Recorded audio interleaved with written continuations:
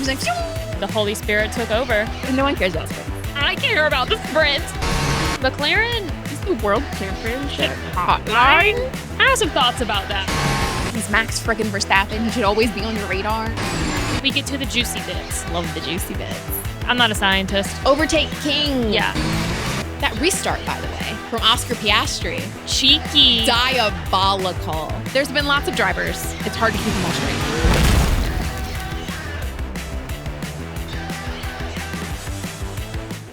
And we're live. I'm Anna. And I'm Jessica. And this is Why Are You Yelling? Welcome back to another F1 team preview. In this episode, we are talking about the 2026 Red Bull team. Here we go. So Red Bull start 2026 as one of the benchmark teams, but this time they have a new variable. Mm-hmm. They have their first in-house power unit project in partnership with Ford. So, they've never had their own engine before or their own power unit. Their partnership with Honda ended and now they're partnered with Ford to make their own. And that is one of the big storylines going into 2026. Mm-hmm. So our drivers are Max Verstappen, Hey. doot, and Isaac Hadjar, who has been promoted from Racing Bulls or VCARB to the second Red Bull seat. And our team principal is Laurent Mekies, and this will be his first full season as team principal. He was promoted or switched, however you'd like to word it. He was the team principal at Racing Bulls last year. And then when Christian Horner was let go, who was the team principal of Red Bull and from its genesis, and he was let go, Laurent Mekies replaced him. Mm-hmm. So the big question heading into 2026 for Red Bull is, can they hit the ground running under the new regulations while also figuring out their new power unit with Ford? And are we going to get 2-car consistent weekends finally? We'll see. So we'll take a look at last season, sort of what went right, what went wrong. So what went right is that they pulled off the biggest comeback I have ever seen. I mean, we're talking, it was horrible the first half of last season. Like, it was not good at all. And then Max was complaining about the car every weekend. All the drama was going on with Christian Horner. They let him go in July, around the summer break last year. And then Laurent Mekies stepped in. And then all of a sudden, we see an increase in performance and an improvement in performance. Mm-hmm. Now, whether that timing with Laurent Mekies joining was coincidental, they could have already had some of these upgrades and things in the works and we're going to apply them anyway. Mm-hmm. Could be just a coincidence he joined the team at the time, or it could be his influence. Yeah. He was the magic sauce that helped turn things around. Maybe. Either one. But Max Verstappen went from being well out of the title fight. Like, he was not even thinking about winning the championship last year at the first half of the season. He went from being well out of the title fight mid-season to winning the driver title by only 2 points. Mm-mm. I mean, Max Verstappen, I've said it before, I'll say it again, you can never count him out. No. Never. No. If there's a will, there's a way. And he'll get it done. Yeah. And I mean, it was just incredible. Like, I think more so than the 4 drivers' championships that he's won already, more so than that, I think last season really cemented it for a lot of people that he is the greatest driver of that generation. Mm-hmm. You can make the argument Lewis Hamilton, some other drivers. I would argue they're different generations. Yeah, but I think of this generation of driver, he is hands down the greatest. Yeah. You can put him in any vehicle, I believe, and he would win. Yeah. I mean, he's just on a different planet. No, and he's crazy stuff. I mean, goat. Yeah. So Max last season, when, after the summer break and when things were more on the upswing, at the end of the season, he had ended up winning 8 Grand Prix and was often the difference maker, even when the car wasn't the easiest to operate. Because, I mean, there were some times when it's so weird how he would be fighting that car through practice sessions. He'd be fighting it in qualifying. Mm-hmm. And then something would just, at the end of qualifying or into the race itself, something just snapped into place and he got it figured out. Yeah. So, I mean, he just was doing things with that car he had no business doing. No. I mean, he's like the car whisperer. So what went wrong last season? Basically, early part of the season was messy. The car was difficult to drive with a narrow operating window. the second seat situation, the second Red Bull seat curse, if you will, with, switching out Lawson and Tsunoda, with the major leadership change, with Christian Horner departing and then Laurent Mekies stepping in.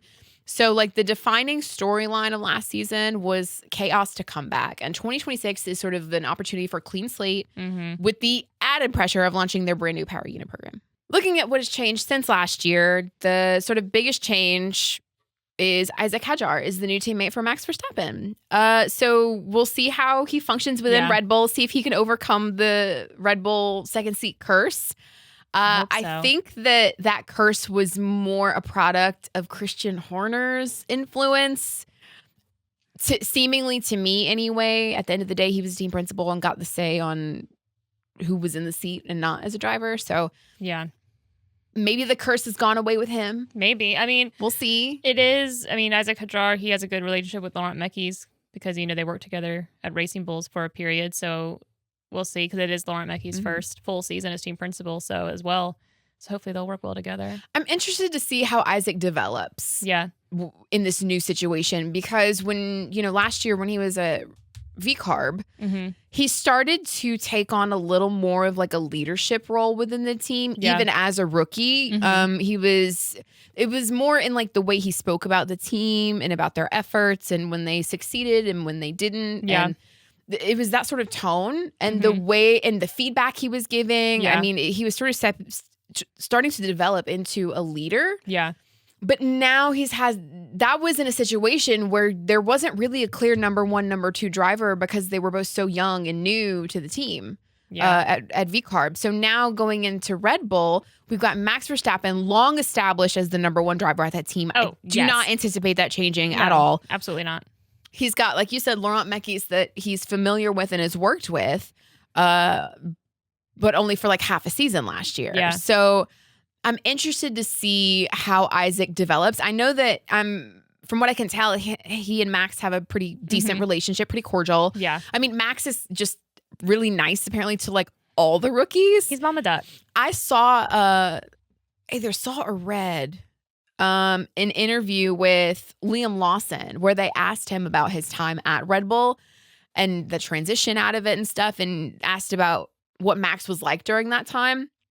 And Liam had nothing but nice things to say about Max. He was like, Max is the nicest guy. He was very helpful and supportive while I was at Red Bull, and even after I got made the switch back to V-Carb, he was still very supportive, and basically it's like all love, we're good. So I'm like, Max he's like the mama duck. He's Mama Duck. Of all the rookie ducklings. Did I say that right? Rookie ducklings. Yep, I did. Okay. For some reason, I was like, did I invert those words? Nope. Nope. You're good. Right. Okay, we're good. You did it. My mouth worked this time. Yay. So I'm interested to see how Isack changes and develops as a driver. I want to see what he picks up from Max. I would imagine his role as a leader within the team, that sort of development would be halted or stunted just by the nature of the role he now has to shift to fill. Yeah. It's just a different sort of position that he's in now. So that'll be interesting to see how he functions as a number two driver. Yeah, it's going to be interesting. Yeah. Oh, and then the other biggest change, obviously, is the new power unit. So that's sort of I think the focus that they have right now is just figuring that out and making sure they don't embarrass themselves. No, literally. So what have the new regulations looked like so far for Red Bull during the testing period that we just got done with?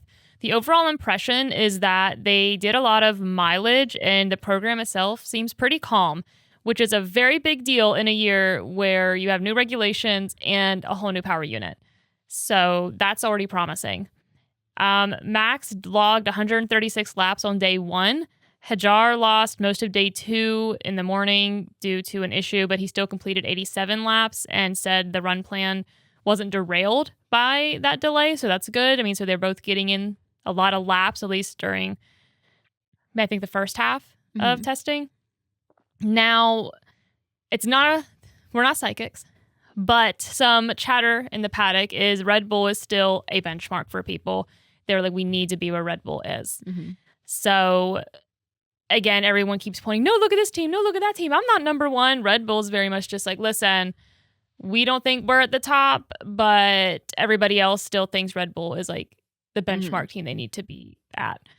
Because right now, Red Bull seems to have really good energy deployment. And that is where a lot, even like teams that have they don't have reliability problems, they are still figuring out how to deploy the energy. And Max seems to be the one that's cracked the code.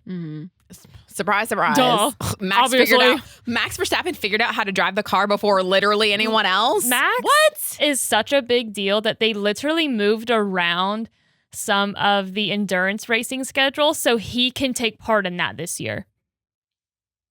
Just like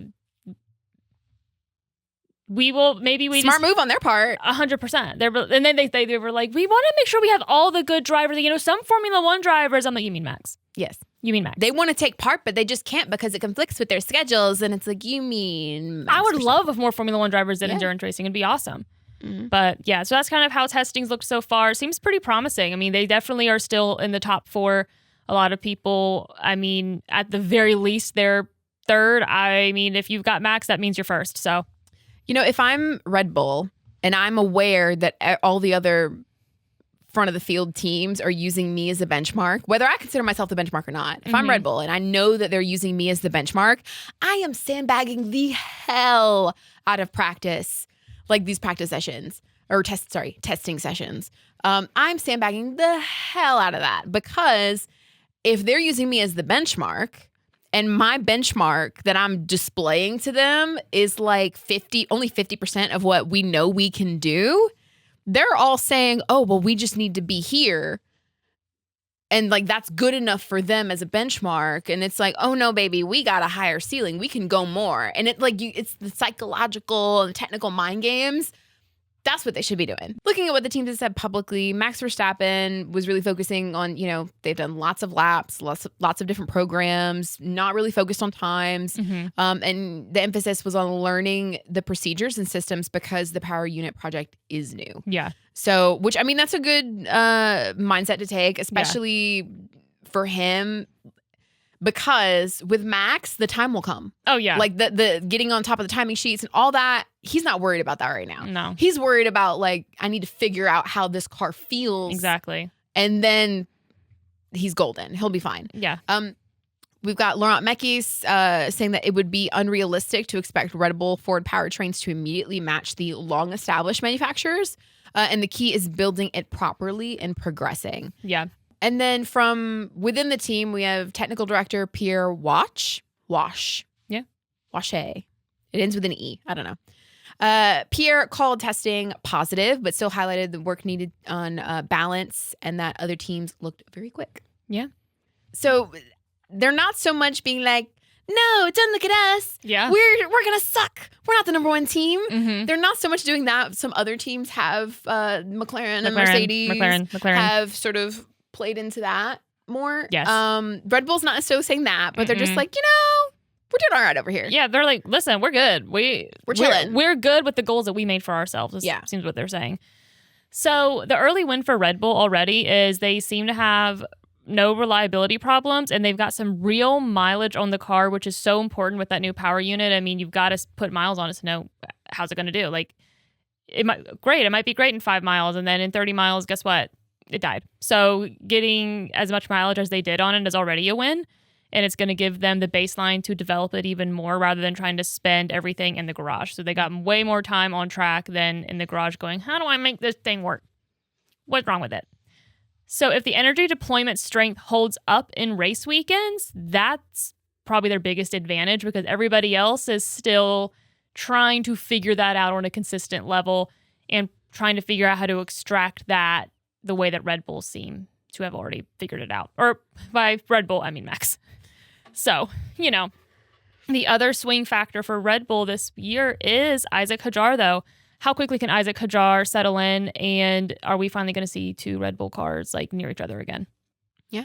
So the main storylines to watch heading into 2026 are obviously the Red Bull Ford powertrains that we've talked about, their reliability, drivability, and how quickly they can unlock that performance once we actually get to racing. Yeah. The second seat pressure for Isack Hadjar. Can he stabilize the team's second car and help deliver consistent 2-car points and strategy options? Yes. And then the post 2025 reset. So we've got new leadership plus new, but new for the start of the season. Yeah. But we've got the leadership rhythm plus a full regulations reset. Like, can they avoid that like narrow window issue that they had last year at the beginning of the season? So we'll see. We shall see. So just to wrap it up, a quick little recap. Red Bull seemed to do good in testing. I mean, the reliability seems good. They've figured out the battery deployment thing better than everybody else. And everything seems calm. And I mean, they just seem to just have a really good time. Not necessarily saying, oh, wow, maybe they weren't top of the timesheets, but that's not necessarily whoever, as much as I would love for that to be the case because it was Ferrari, it was Charles Leclerc at the end of testing, that doesn't necessarily mean that's going to translate into full race weekends. But Red Bull seems very consistent and in a really good headspace. So my question, and I will ask you and I'll ask the listener, what is it going to take for you to go, oh no, Red Bull's still like the benchmark, like Red Bull is still at the top? Like, what's going to be that signal for you to go, okay, watch out? Is it going to be a win? Is it going to be, just consistency? Is it going to be Isack Hadjar being near Max? Like, at what point are you going to feel comfortable going, oh no, they are the benchmark? For me, Red Bull has been consistently at such a place at the front of the pack that even with new regulations, even with a new powertrain unit, even with the new second driver, I still only expect for them to be getting podiums and high up in the points. I'm talking like P5 and up finishes for both cars. That's my expectation, regardless of all the, excuses or things that have changed and justifications for why they might not be as good. I don't care. I don't care. They're Red Bull. They're Red Bull. I'm going to say Red Bull is back when Isack is finishing near Max. Maybe not ahead of him, maybe not right next to him, but he needs to be within like 2 places of wherever he is, because that has been the struggle with Red Bull. So for me, I'm like, when we say I expect Red Bull at the top, we're really saying we expect Max at the top because he's always found his way to the top. For me, though, Red Bull for a long time dominated with Sergio Perez, and then that went away last year, whatever. But to me, like, what's going to signal that Red Bull is back, or Red Bull is the benchmark, is if Isack is going to be near Max, because that's where like Red Bull as a whole, like that second seat, it's got to help Max out. You can't win it with one. You can't win the constructors with one driver. So, what do you guys think? Let us know. Let us know. And we're at the end of this team preview. Yeah. However, don't leave just yet. We are doing previews for all 11 teams on the grid. There should be a box on screen somewhere right around here. Click on that. It'll take you to another one. Or if you've already seen that one, go watch it again. Or there's a playlist. You can go click and watch all the other team previews for all the other teams. Yes. But until then, we will talk to you next time. Yep. Bye. Bye.